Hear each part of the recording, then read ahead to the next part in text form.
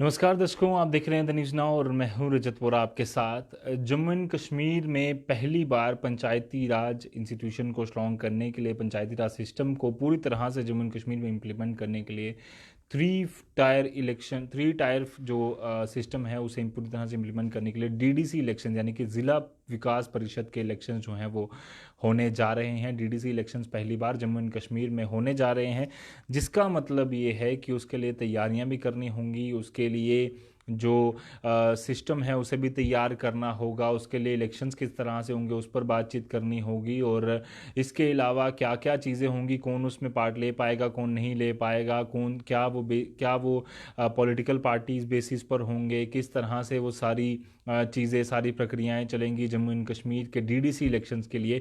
इन सब पर डिटेल में आज एक प्रेस वार्ता को संबोधित किया गया चीफ इलेक्टोरल ऑफिसर्स और election commissioner of UT of Jammu and Kashmir के शर्मा और हृदेश कुमार जी द्वारा, जिन्होंने डिटेल में बताया है कि क्या है। मैं चाहूँगा कि ज़्यादा से ज़्यादा इस वीडियो को शेयर करें, क्योंकि ज़्यादा से ज़्यादा लोगों को ये पता चल पाए जो पहली बार इस तरह के इलेक्शन क्योंकि जम्मू एंड कश्मीर में होने जा रहा है और इसकी डिटेल जानना काफ़ी ज़्यादा ज़रूरी है।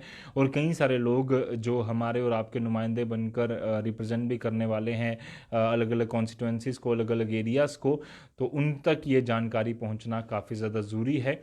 तो शुरुआत करते हैं। सबसे पहले आपको बता दूं कि ये जो इलेक्शंस हैं ये शुरू होने वाले हैं 28 नवंबर से। 28 नवंबर से लेकर 19 दिसंबर तक 8 फेजेस में डीडीसी यानी कि डिस्ट्रिक्ट डेवलपमेंट काउंसिल के इलेक्शन जो हैं वो कंडक्ट किए जाएंगे, जिनकी जो रिज़ल्ट है वो 22 दिसंबर को आएगा। इसके अलावा डीडीसी के अलावा पंचायती हल्का और इसके अलावा पंच के जो इलेक्शंस होने हैं, बाईपोल होने हैं करीबन 13,000 के आसपास, वो भी इसी बीच में इन्हीं डेटों में करवाए जाएंगे। और सबसे पहले ये भी कहा गया है कि जो भी रिमोट एरियाज़ हैं वहाँ पर कोशिश की जाएगी कि पहले 1-2 फेजेस में ही इलेक्शन कंप्लीट करा लिए जाएं, क्योंकि सर्दियाँ आ रही हैं और सर्दियों में बर्फ़ पड़कर वो इलाके पूरी तरह से बंद हो जाएंगे, जिसकी वजह से इलेक्शन प्रोसेस में खलल पड़ सकता है।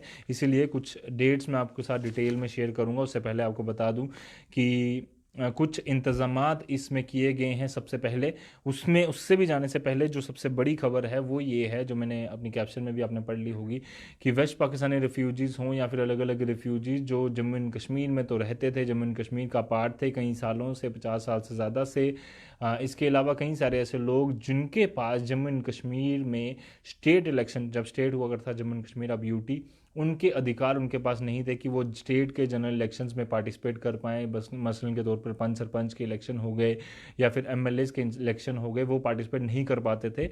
हालांकि वो एमपी यानी कि मेंबर ऑफ पार्लियामेंट के जब भी इलेक्शन होते थे उसमें वो ज़रूर पार्टिसिपेट करते थे।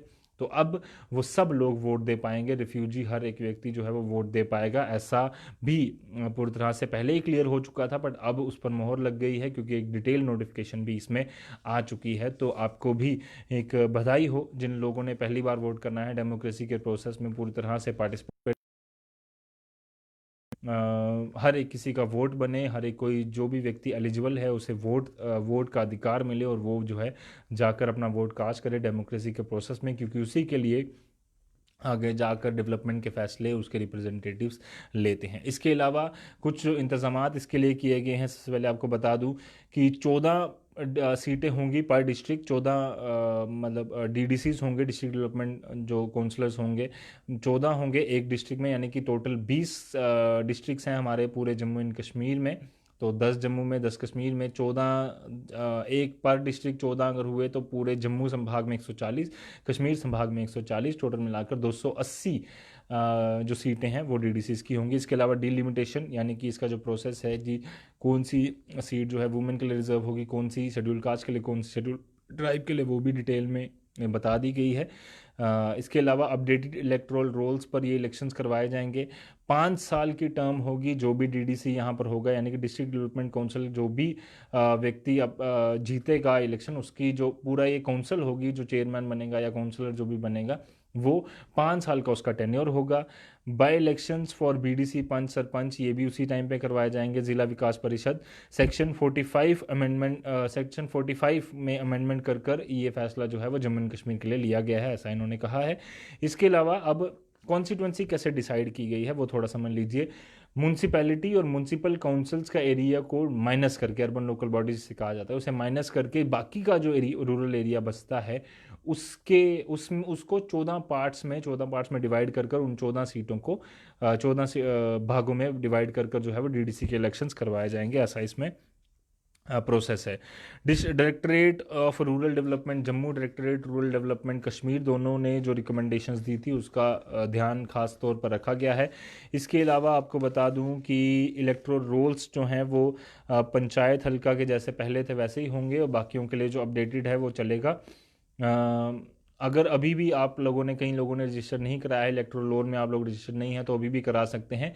जिस दिन जो इलेक्शन होगा जिस भी इलाके में होगा उससे 2 दिन पहले तक आप करवा सकते हैं, या उससे पहले तक आप करवा सकते हैं, उसकी प्रक्रिया शुरू हो चुकी है। अब इसमें 25 के जो इलेक्शन है वो है 12,153 अलग अलग जगहों में, अलग अलग जो 5 सीट्स हैं। 12,153 में आगे 11,084 जो 11,814 कश्मीर संभाग से हैं, 339 पंच की सीट जो है वो जम्मू संभाग से हैं।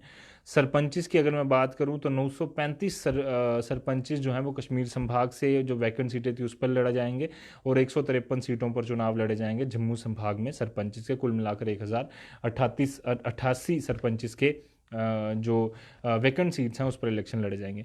अब इसके अलावा एक्सपेंडिचर की भी बात की गई है कि एक जो डीडीसी होगा, सरपंच होगा, पंच होगा, वो कितने रुपए खर्च पाएगा। उससे पहले ये भी कहा गया है कि एक सेपरेट बैंक अकाउंट, जो भी इस समय मेरे को देख रहे हैं, वॉच कर रहे हैं, व्यू कर रहे हैं, मैं चाहूँगा कि ये जानकारी अपने जो भी व्यक्ति आपका रिप्रेजेंटेटिव खड़ा हो रहा है आपके इलाके में उसको ये ज़रूर दें। मेरे भी कई सारे दोस्त हैं जो खड़े हो रहे हैं, मैं उनको शुभकामनाएं दूंगा और ऑल द बेस्ट कहूँगा कि आप लोग जीतें ज़रूर और जनता की सेवा में भागीदारी दें। 5 लाख रुपया एक्सपेंडिचर लिमिट होगी पर कैंडिडेट डीडीसी के लिए, यानी कि एक व्यक्ति जो डीडीसी के चुनाव में खड़ा हो रहा है, रिप्रेजेंटेशन अपनी करने वाला है, 5 लाख रुपए तक वो खर्चा कर सकता है। बैंक अकाउंट की डिटेल, एक नया बैंक अकाउंट उसे खोलना होगा, सेपरेट होगा, नया नहीं हो पर सेपरेट हो, अपना पर्सनल नहीं हो, सेपरेट बैंक डिटेल उसको देनी होगी इलेक्शन ऑफिसर्स को भी। एक्सपेंडिचर रजिस्टर एक मेंटेन करना होगा, वो डिटेल पूरी जो है, जो भी इसकी आई वॉच कर रही होगी, जो भी वॉच कर रही होगी अथॉरिटी, वो उसे देखेगी। सरपंच जो है वो 1 लाख रुपए तक एक्सपेंडिचर कर पाएंगे, पंच जो है वो 50,000 रुपये तक एक्सपेंडिचर कर पाएंगे। इसके अलावा हर एक चीज़ की वीडियोग्राफी की जाएगी, चाहे वो आप नॉमिनेशन भरने आ रहे हैं, आप उसके बाद बैलेट पेपर में जब वो जो वोटिंग कास्ट करने आ रहे हैं, वोटिंग स्लिप्स जो हैं वो वोटिंग स्लिप्स भी उर्दू और इंग्लिश में जो है वो पब्लिक वो बनाई जाएगी, अलग अलग रंग उसका होगा। ये सारी डिटेल जो है वो धीरे धीरे आपके सामने आएंगी क्योंकि उसके लिए अलग नोटिफिकेशन आएगी। कुछ स्पेशल फैसिलिटीज़ की गई हैं। सबसे पहले मैं आपको बता दूं कि ये जो होंगे डीडीसीज के इलेक्शन जो होंगे या पंच सरपंच के, ये बैलेट पेपर के ज़रिए होंगे, यानी कि एक बैलेट बॉक्स जो पुराने ज़माने में होता था, आप एक तो होता है मशीन जिसमें आप बटन दबाते हैं, वैसा नहीं होगा, बैलेट पेपर होगा। बैलेट पेपर पर कोई अलग किसी पार्टी का रंग होगा और उसका जो साइन है, जो स्लोगन होगा, जो चिन्ह होगा वो होगा, और उसको आपको जो भी है वो टिक मारकर आपको उसको बैलेट पोस्ट जो बॉक्स होगा उसमें डालना होगा, और उसके बाद जो है वो आपकी फिर गिनती उस हिसाब से की जाएगी। तो बैलेट पेपर होगा इस बार। इसके अलावा कश्मीरी माइग्रेंट्स के लिए पोस्टल बैलेट्स की सुविधा जो जैसे पहले की जाती है, क्योंकि कई सारे कश्मीरी माइग्रेंट जो हैं वो अभी भी जम्मू में रहते हैं या देश के अलग अलग हिस्सों में रहते हैं, तो उन्हें पोस्टल बैलेट्स की फैसिलिटी दी जाएगी।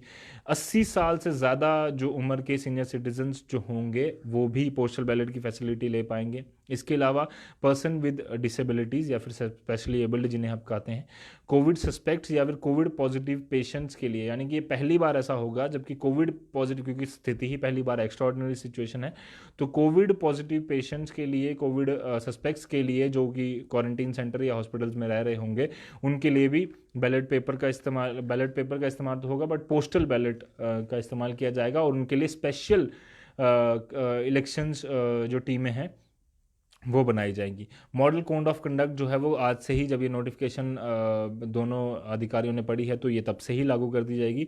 अब आता हूँ कि डीडीसी के इलेक्शंस जो हैं वो किस किस दिन होंगे और उसके लिए नॉमिनेशन की आखिरी डेट जो है वो क्या रखी गई है, उसके लिए नोटिफिकेशन कब आएगी। पहली नोटिफिकेशन कल यानी कि 5 नवंबर को आ जाएगी, जिसके लिए इलेक्शन जो है वो 28 नवंबर को कंडक्ट किए जाने हैं। दूसरे इलेक्शन कंडक्ट होने हैं 1 दिसंबर को, जिसकी नोटिफिकेशन 7 नवंबर को आएगी। तीसरे इलेक्शन होने हैं, तीसरे फेज़ के इलेक्शन होने हैं 4 दिसंबर को, जिसकी नोटिफिकेशन 11 नवंबर को आएगी।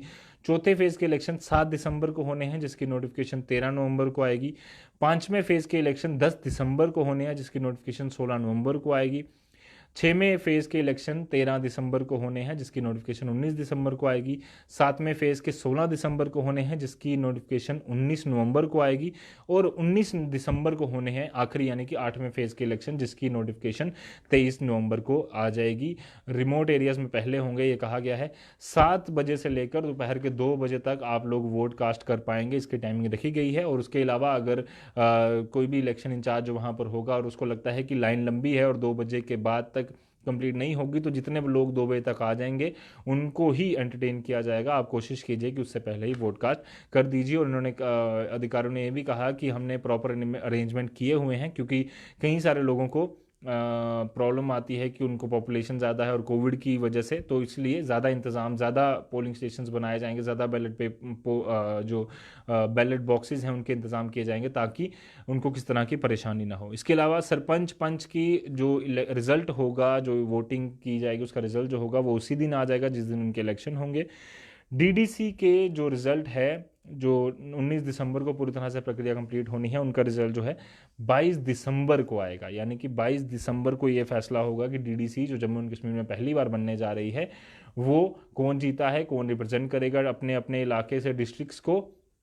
14 इलाकों से अलग अलग डिस्ट्रिक्ट डीसीज जो है वो इसको देखेंगे, इस पूरी प्रक्रिया को देखेंगे। और 22 दिसंबर को उनकी तकदीर का फैसला होगा। 24 तारीख तक मॉडल कोड ऑफ कंडक्ट लगा रहेगा, क्योंकि 24 तारीख तक पूरी प्रक्रिया कंप्लीट होनी है, जो भी शपथ वगैरह दिलवानी है वो सब। अब इसमें जानने वाली ज़रूरी बातें क्या हैं? सबसे पहले कि 28 नवंबर से लेकर 19 दिसंबर तक फेजेस में 8 फेजेस में इलेक्शन होंगे।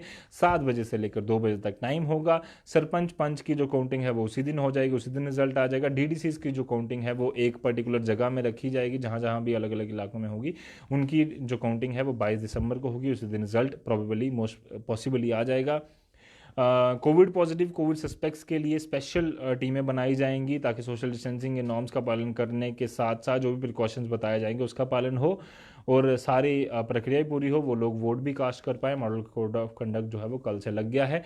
पहली बार ऐसा होगा कि कई सारे रेफ्यूजीज़, चाहे वो वेस्ट पाकिस्तानी हो या फिर अलग अलग हों, जो आज तक वोट नहीं उनका जम्मू एंड कश्मीर के जो स्टेट इलेक्शंस होते थे, चाहे वो एमएलए हों, पंच सरपंच हों, अर्बन लोकल बॉडीज़ हों, उसमें वो पार्टिसिपेट नहीं कर पाते थे, एमपीज़ के इलेक्शन में पार्टिसिपेट करते थे, तो अब से वो कर पाएंगे। ये फैसला लिया गया है। और पहली बार आर्टिकल 370 रटने के बाद, UT of Jammu and Kashmir बनने के बाद पहली बार जम्मू एंड कश्मीर में जनरल इलेक्शंस होने जा रहे हैं। पुरजोर इसमें अपनी भागीदारी दीजिए। और आ जाकर जो बात अटकती है वो वही है जो पहले भी मैंने थोड़ी देर पहले एनालिसिस किया था, वीडियो बनाई थी, कि क्योंकि डीडीसीज के इलेक्शन, मैंने ये बताना ज़रूरी समझता हूँ कि डीडीसी के जो इलेक्शंस होंगे वो पार्टी बेसिस पर होंगे। पार्टियों का जो चिन्ह होगा, चाहे वो बीजेपी हो, एनसी हो, कांग्रेस हो, शिवसेना हो या फिर एकजुट जम्मू हो, जेकेएनपीपी हो, कोई भी हो, सब जो है अपने हिसाब से अपना चिन्ह जो है वो प्रमोट करेंगे। बट उसमें प्रिकॉशंस बताए गए हैं, वो आपको फॉलो करने होंगे। डिटेल नोटिफिकेशन आती जाएंगी, हम आपके साथ साझा करते जाएंगे। सरपंच पंच के जिस तरह से पहले होते थे, कोई पार्टी बेसिस पर नहीं होंगे। अब एनसी और बाकी जो पार्टी हैं, जिसमें जेके पीडीपी है, इसके अलावा जो पीपल्स अलायंस में जितनी भी हैं, peoples alliance for Gupkar declaration में 6 से ज़्यादा पार्टी हैं, तो वो सब क्या इसमें पार्टिसिपेट करेंगे या नहीं करेंगे, ये अब देखने वाली बात होगी। क्योंकि मैंने पहले ही कहा, कैच 22 की सिचुएशन बनी हुई है। अगर वो इधर जाएंगे कि हाँ जी हम लड़ लेते हैं, तो वो अपने लोग जो उनको कह रहे हैं कि आप लोग आप लोग जो है आर्टिकल 370 हटाने में लगे हैं, आप कह रहे थे कि आप इलेक्शन नहीं लड़ेंगे। दूसरी तरफ अगर आप लड़ लेते हैं तो लोग कहेंगे कि आप, अगर नहीं लड़ते हैं तो लोग कहेंगे जी आपको डेमोक्रेसी का प्रोसेस नहीं पसंद। तो माइनस माइनस मतलब लॉस लॉस सिचुएशन दोनों बनी हुई है ग्रुप कार्ड डिक्लेरेशन के लिए। आप वो फैसला उन्हीं पर छोड़ते हैं क्या लेंगे। पर ये जो जानकारी थी ये काफ़ी ज़्यादा ज़रूरी थी हमारे दर्शकों के लिए, क्योंकि 280 जम्मू एंड कश्मीर की अलग अलग डिस्ट्रिक्ट्स की सीटों पर चुनाव होने हैं। हर एक व्यक्ति के लिए ये जानकारी काफ़ी ज़्यादा ज़रूरी है। मैं उम्मीद करता हूँ कि मैं डिटेल में बता पाया हूँ। कुछ चीज़ें अगर भूल गई हो, रह गई हो, तो कृपया करके मुझे माफ़ कीजिएगा। डिटेल में हम ज़रूर फिर से चर्चा कर लेंगे। बाकी जो लोग पहली बार जम्मू एंड कश्मीर के जनरल इलेक्शंस में, स्टेट इलेक्शन में, यूटी इलेक्शंस में पार्टिसिपेट कर रहे हैं, उनको बहुत बहुत बधाई। फिलहाल के लिए मुझे दीजिए इजाज़त। ऐसी और खबरों के लिए, डिटेल चर्चाओं के लिए आप बने रहिए यूं ही द न्यूज़ नाउ के साथ। धन्यवाद।